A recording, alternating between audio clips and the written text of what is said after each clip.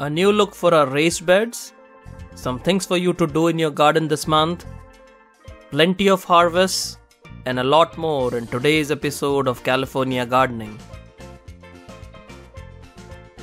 We will begin with the garden tour. We will look at what harvests we made this month. We will then look at some things to do in your garden. And finally, we'll look at some cool gardening products. So let's begin with the garden tour, starting with the raised beds. In the first raised bed, we have the black cobra pepper that's growing pretty well now. And next to that, we have the onions. These are the onions that were grown from seeds. And they have grown pretty well now. Followed by the tomatoes. We have about 5 tomato plants in this bed. And in the recent couple of weeks, they've really taken off. This bed is being prepared for the okras that I've just sowed. And then we have the potato bed where we have all these potato plants growing. And they have some kind of yellowing, but we'll look into that later.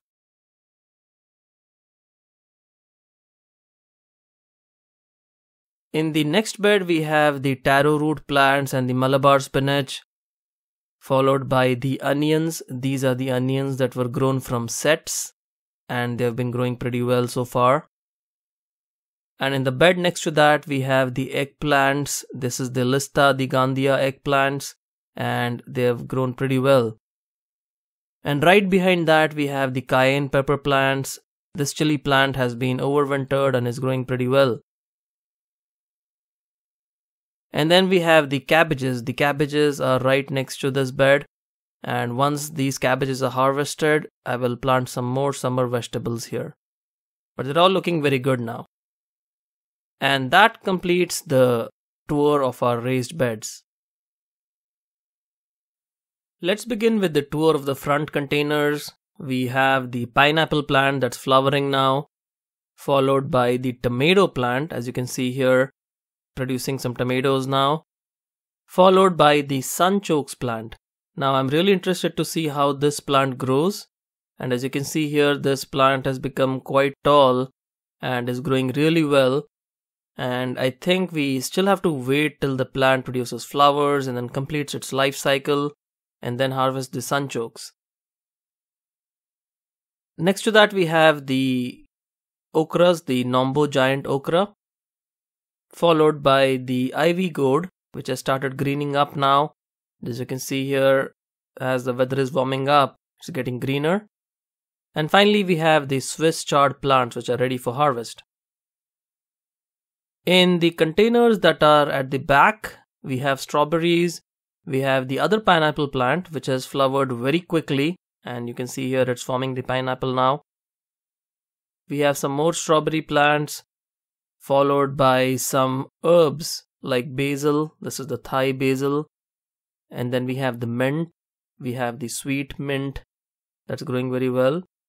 And tomatoes. We finally have our first tomatoes that have become red and will be ready for harvest very soon.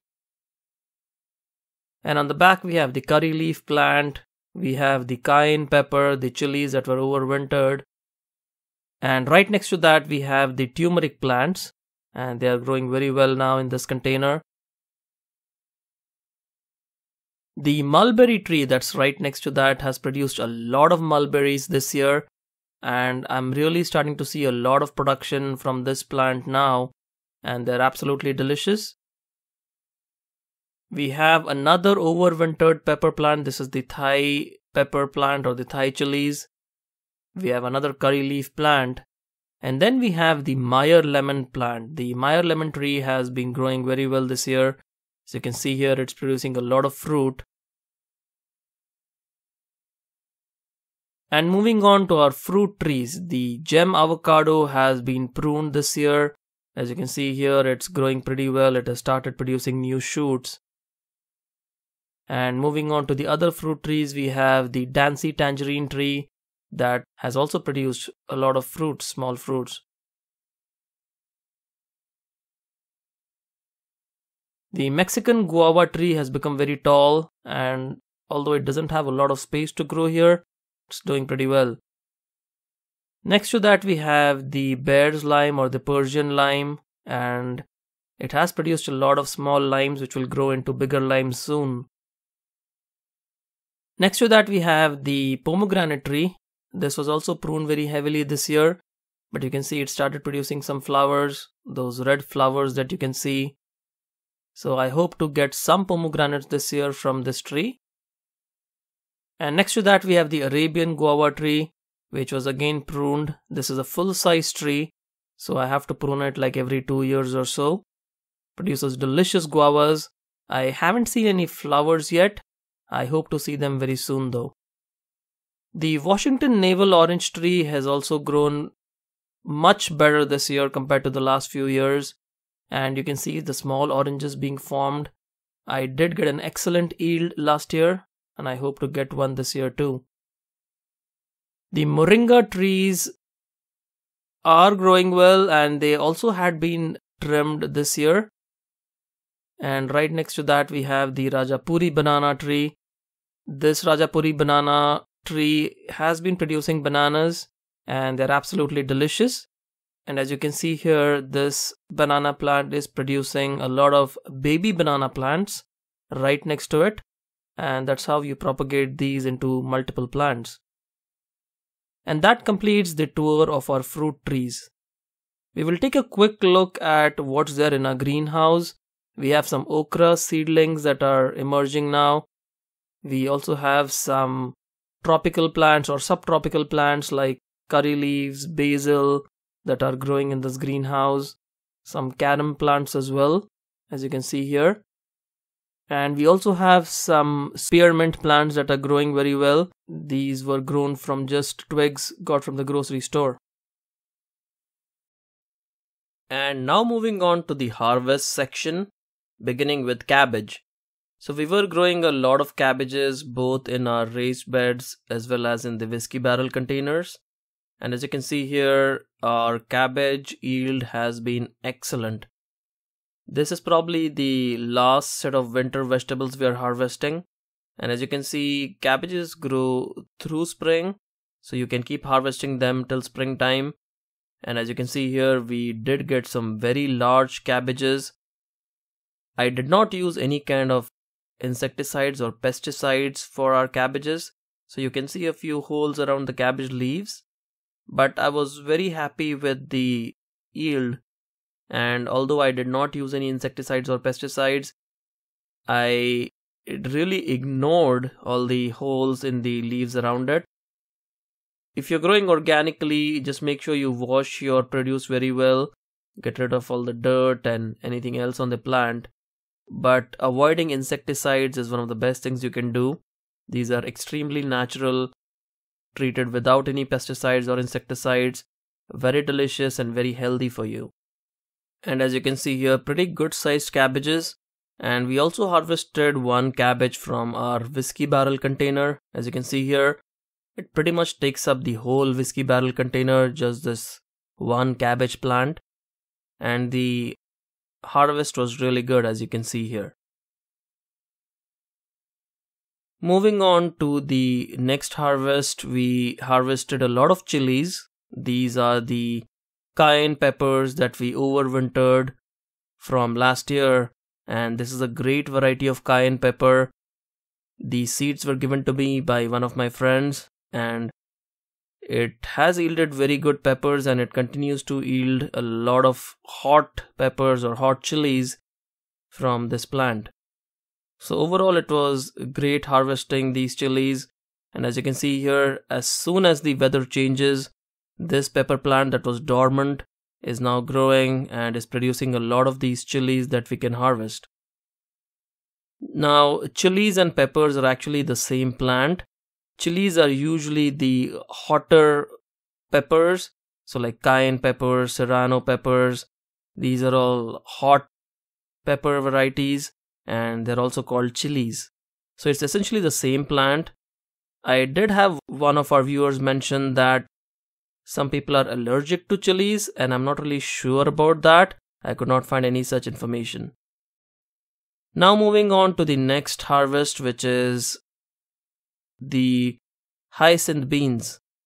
The hyacinth beans had grown very well, and this is the last harvest for the hyacinth beans. The hyacinth bean plant has yielded very well, but it's now time to end this journey and move on to the other vegetables. Our mulberry plant has yielded a lot of mulberries this year, and this mulberry plant has been growing in a container. I was able to prune these plants, and as you can see here, the mulberries are looking very delicious. The ones that are completely black are the sweetest ones. The ones that are not too black are basically like dark red or brown in color, are the more tart ones, which are not very sweet. So as you can see here, you can harvest a variety of mulberries, and these are very small fruits, but as the plant has grown, it has yielded so many mulberries that it now is becoming a very productive plant. So for those of you who haven't grown mulberries, it's a very easy plant to grow. You can propagate it easily via cuttings, and that's how I have propagated this plant. And it's been a while since we got this mulberry cutting from one of our friends, and we now have 2 mulberry trees growing. It's an excellent plant to grow, which will yield a lot of berries. Moving on to oranges. The Washington Navel Orange was the last one that we harvested. The Washington Navel Orange tree is now flowering and producing fruits for the next season. And now moving on to the harvest of our taro roots. So the taro plant yields not only great leaves, as you can see here, but also the taro roots. The taro roots are the most edible portion of the plant, and it's very commonly used in a lot of cuisines. It's very starchy, and for those of you who haven't tried taro root, it tastes like a nuttier version of potatoes, and it's very easy to grow this plant at home. We have been using this large container where we planted some taro roots that we got from the grocery store, and as you can see here, it's very easy to grow this plant. All you need to do is provide it some good, rich, organic soil, and then after about 4 to 6 months, you can harvest your taro roots, and they will look excellent, as you can see here. So from just this one container, we were able to harvest a lot of taro roots, as you can see here. And taro roots have very good nutrition value. It is very nutrition dense, and is also extremely delicious. There are a lot of cuisines you can look up. This is also very popular in states like Hawaii, where it's used to create a lot of recipes, a lot of good dishes. So after harvesting the taro root, I just removed all the roots that are attached to the plant, and then after washing it, this is how it looks like. And this is an excellent yield. The taro roots are of very good size here, as you can see. And the best part is that once the taro root has been harvested, you can actually plant the tops or even some other small taro roots to create newer plants. And now let's move on to the things for you to do in your garden this month. Now this bed that you see here was very dry. It wasn't retaining moisture. The soil was quite dry. So we went ahead and amended this soil. This is something that you will see very often in your garden. You will have some beds or some areas that are not really moist and the soil is not retaining enough water. So how do you solve this problem? What you see here is amending the raised bed soil with something that retains moisture. And what retains moisture? There are some elements in your soil like peat moss or coco coir, as well as compost, that will help you retain a lot of water in the soil. So what we have done here is we've prepared this mix with peat moss and compost, and what we are doing is just layering the soil with this mix on top. Now what will happen is once this mix is on the top, the peat moss and the compost will hold moisture, and it will help the plants to use that moisture very well. And what I'm also doing is I'm adding some fish fertilizer here. I just eyeball it and add it to this watering can and then add some water. And what I'm going to do is use this fish emulsion mix to enrich the soil that we just added to the raised bed. So it's a two-step process. One step is to enrich the soil by adding peat moss and compost. And the second step is to add this fish emulsion fertilizer to the raised bed so that it adds a lot of beneficial bacteria and it kind of activates the soil. It activates life in the soil.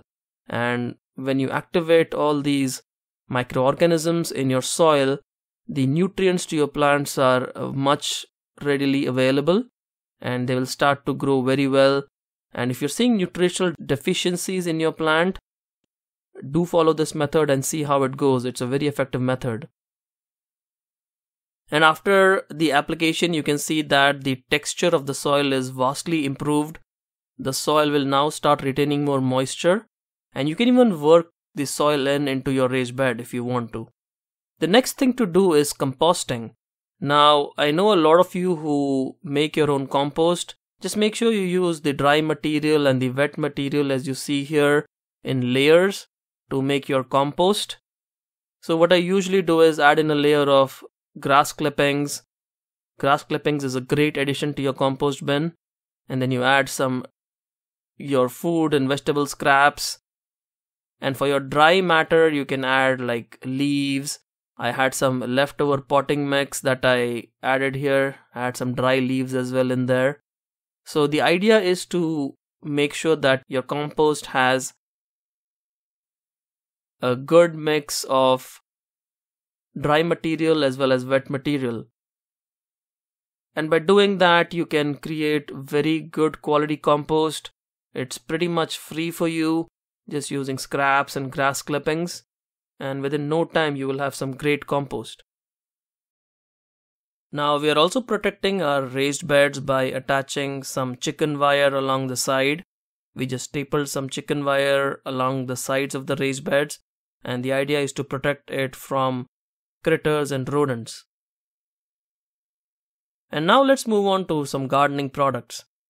At your local Lowe's, you can see that there is a salad citrus tree for about $159. You get a rootstock with oranges, lemons, oranges again, different variety, and tangelos. So basically a variety of citrus trees grafted onto the same rootstock. This is a great option if you want to buy one tree that will produce a lot of different varieties of fruits. And although they are expensive, I think it's a great option if you're short on space and want a variety of fruits from the same plant. Now this garden center also has the moringa plant, and I was able to see quite a few moringa plants here. It's a superfood. It's a great plant to grow in your garden. So I highly recommend that you pick one up if you don't have the moringa plant.